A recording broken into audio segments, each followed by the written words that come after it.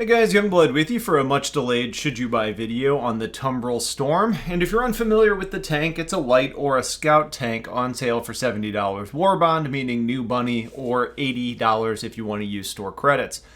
The idea of this tank is that it's supposed to kind of split the difference in the Tumbril lineup between the Nova tank and the Cyclone, which admittedly is a pretty big range, meaning you have a more heavily armored vehicle than the Cyclones can be for the purpose of being a scout, and something that's a little bit faster and more agile than can be accomplished in the full-size tank that is the Nova.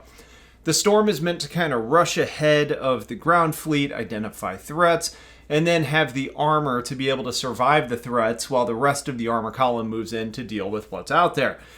The story sounds a lot like the value proposition of the Terrapin to me. Bring a scout that can, take a pounding while awaiting the real damage dealers and providing them with the intel to deal with the situation appropriately, hopefully not losing anybody in the process.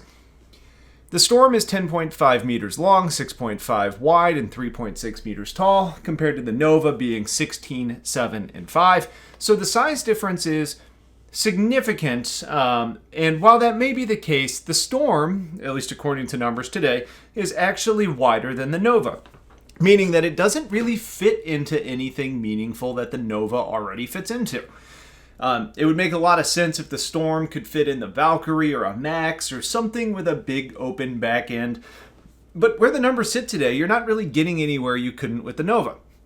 The components on the Storm are going to be vehicle-sized, and the weaponry, while somewhat impressive with a driver-controlled 2x3 autocannon situation, is lacking in firepower compared to the actual Nova tank. The big difference here that's beneficial is that these are energy weapons, and they're not going to be limited by ammo reserves, so the Storm can keep firing, which means better staying ability on the battlefield. There are questions here, primarily about things like armor penetration in the long term. And I also think it's worth calling out that you have the Nova that has a size 5 weapon on it, but it performs closer to a size 7. And I think it's because it's bespoke and part of this tank.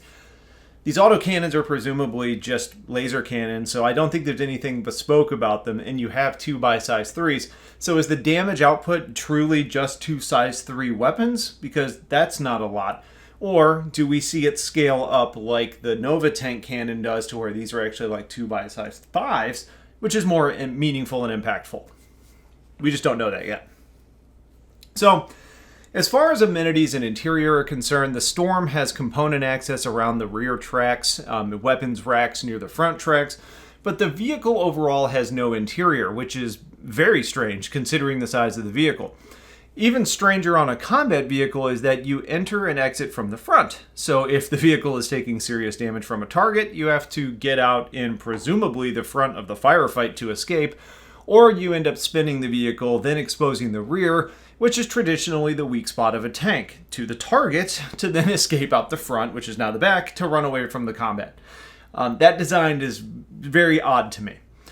The goal of the tank is to be fast, agile, and avoid taking damage, but being able to sustain it if you do take the damage, but you have to remember how things scale in the game, meaning that while you may have 2 size 3 weapons, something like an arrow brings more firepower than that. And by the way, it can attack from straight above, where you have no firing solution.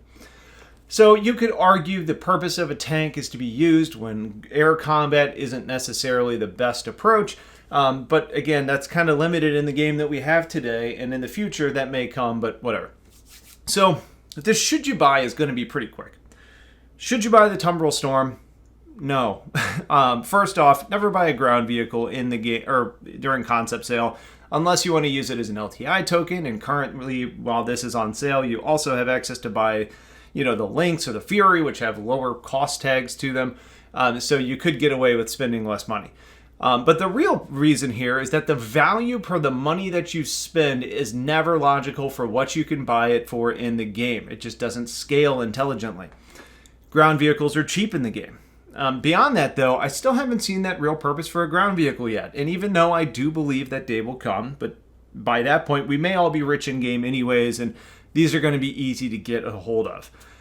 Even beyond that, even the Nova isn't hard to deal with when you have ships involved, meaning that you can have a fighter park on top and destroy, your tank basically anywhere today. And that could be an Aurora, even something, if you can't hit it, anything will do enough damage to destroy you. So the value of these is somewhat limited in my mind. The Storm is also a little bit more limited in that it doesn't have the missile battery like the full tank does, or at least have the ability to kind of harass ships that are targeting you by targeting them and shooting off the small missiles. So it can deal with the air threats a little bit more than the Storm can. Basically, I think even though the idea is cool, anything you could do with a Storm, you could do with a ship or a Nova and have better survivability, and the transporting of the vehicle is still a challenge. Overall, design I think is really cool. I've seen a lot of people say it looks like the Tumbler from the Bale Batman movies. But overall, I think it leaves a lot in functionality to be desired. Overall, I would say the Storm is a pretty hard pass from my perspective. So that's a pretty quick look into the Storm, what it is. It's not in-game yet. It seems that there's indications that it's pretty far along in development, so I think we'll see it sooner than later. But as we get updates on development, we'll cover them here. So if you have any questions, please get them in the comments. Up next is going to be a still much delayed Should You Buy Links video. But aside from that, let me know if you have questions. Have yourselves a wonderful day, and take care.